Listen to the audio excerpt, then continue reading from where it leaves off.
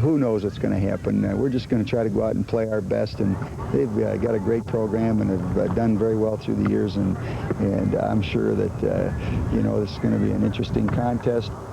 Kickoff is at 7:30 Friday night at Steam Stadium. Tony Tricone. Valley Cup. And Spash won it tonight. Look at the final score, 20-13. So they knock off Rapids in the Valley opener for both teams. What a start to that race. And DC Everest posting a win at home in its opener, 15-0. We'll head for Steam Stadium, and Coach Wayne Steppenhagen pacing the sidelines with good reason. He's already lost 2 key starters to injuries. And you're up against intense rival Anago in a scoreless battle late in the first until Reggie Nichols takes the quick pitch from Tom Ryan, turns the corner, and is gone. A 39-yard touchdown. The point after kick, no good. The Evergreens led 6-0 with less than a minute and a half left in the quarter. After that, the Everest defense bent but did not break. They contained the Red Robin power running game, and they would emerge the winners in tonight's Wisconsin Valley Conference opener at Schofield. Final from Everest was 15-0.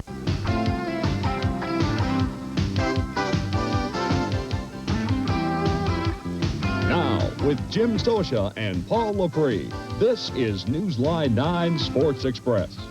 Brought to you by Play It Again Sports and the Sport and Spine Clinic.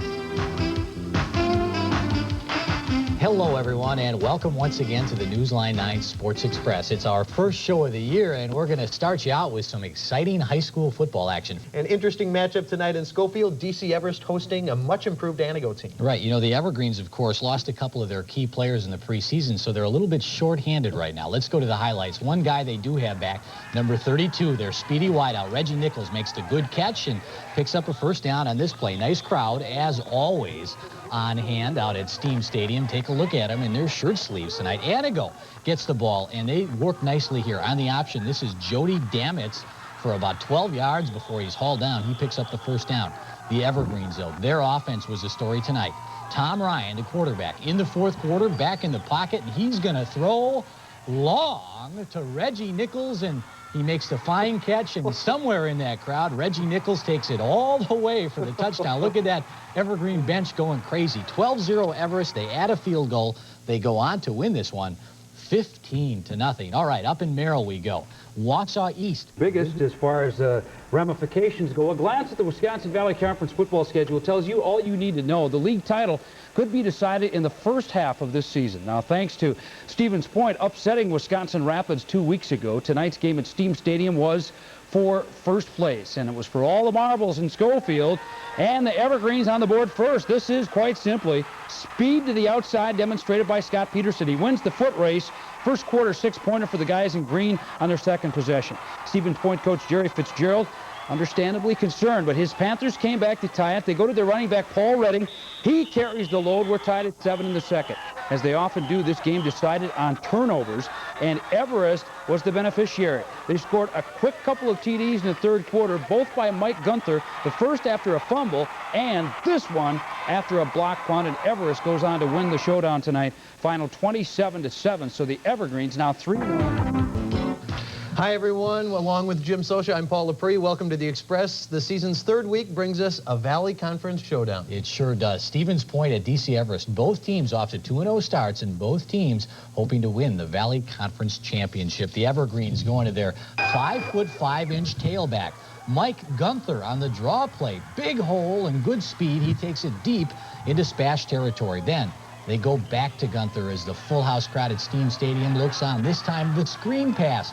Look at Gunther cut back to the inside. 15 more yards, and the Evergreens are in business. From there, they smash it in on a 1-yard plunge, and look at this. We thought this game would be close, but it was not. DC Everest, the only unbeaten team in the Valley Conference. They win this one. For a possible surprise, you would have had been going in the wish to your wish list for this one, but hoping to see if East could give Everest a game tonight. I'll be the first one to tell you, that it would be far-fetched to see East in first place, that is, in the Wisconsin Valley Conference football. The Lumberjacks have not had a winning season since 1966, but the opportunity was there when they tried to chop down some tall timber tonight, namely the Evergreens of DC Everest. But the Greens had different ideas. Quarterback Tom Ryan found Brett Zini on their first possession for a long touchdown, and Everest was up 6-0.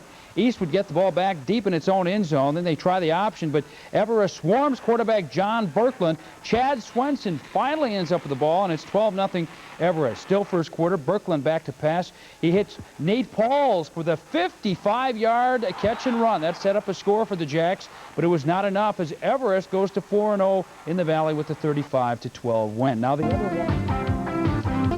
Welcome to the Express, everybody. Along with Jim Socha, I am Paul Pree. Week 4 of the high school football season. We're going to start off right here in Wausau. Paul, we're going to head out to Tom Field East hosting DC Everest. The Lumberjacks, you remember, blew that big lead against Everest last year, out looking for a little bit of revenge. However, they didn't get it tonight. It was all Evergreens. They score on the ground.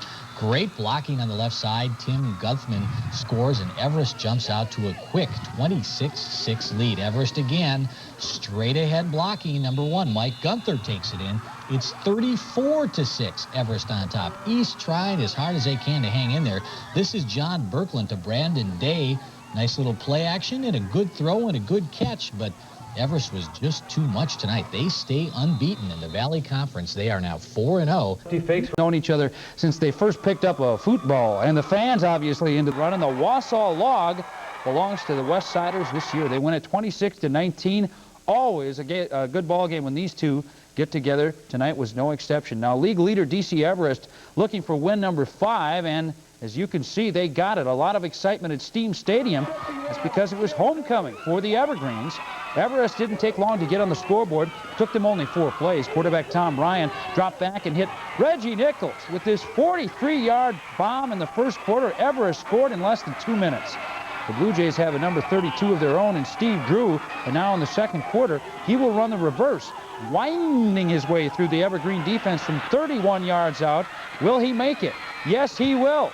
In for the score. Merrill missed the point after and trailed 7-6. Both defenses played well in the first half. Watch Everest run the tip drill to perfection. Shannon Gehring finally comes up with the interception. Unfortunately, this play was nullified by an Everest penalty, but Wayne Stephenhagen's boys still prevail to remain unbeaten.